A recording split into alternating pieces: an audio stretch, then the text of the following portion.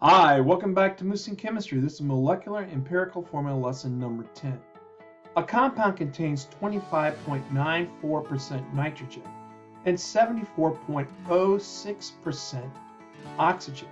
Write the empirical formula for this compound. All right, let's do that. Hey guys, remember that 1% is equal to 1 gram. So that means if we had 25.94% nitrogen, we're going to have 25.94 grams of nitrogen. Let's put that down here. Pretty easy. That wasn't too hard. It wouldn't be great if all the problems were this easy. And now that means if we have 74.06% oxygen, we're going to have 74.06 grams of oxygen. All right, now here comes the fun part. What we're going to do next is we're going to divide each of these elements by their own molar mass. Where do we get the molar masses from? The periodic table. So when we look up nitrogen on the periodic table, we realize that it's going to be 14.01 grams per mole. That wasn't hard. Oxygen, on the other hand, is going to be 15.99 grams per mole. But we're going to go ahead and round that off to 16 to make life a little bit easier for us. So there we go. Now we're going to cancel out our grams, just like this.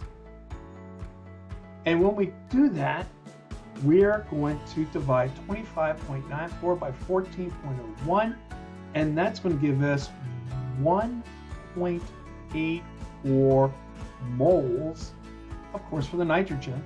And we divide 74.06 by 16, we're going to get 4.63 moles for the oxygen. So what do we do next?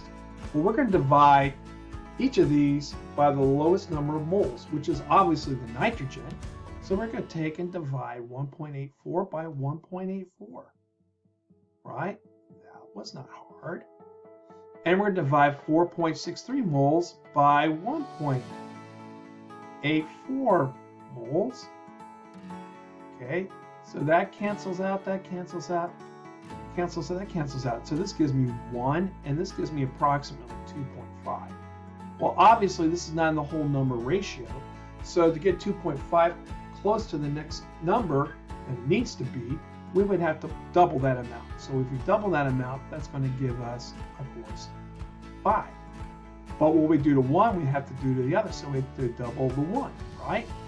So that's going to give us 2. All right, so now what we're going to do next is we're going to go ahead and write our empirical formula. So we're going to have 2 nitrogens, and we're going to have 5 oxygens. So that gives us an empirical formula of N2O5. If you like this video, give us a like and consider subscribing so we can grow this channel. You guys be snarly, and we'll see you back here at Moose in Chemistry.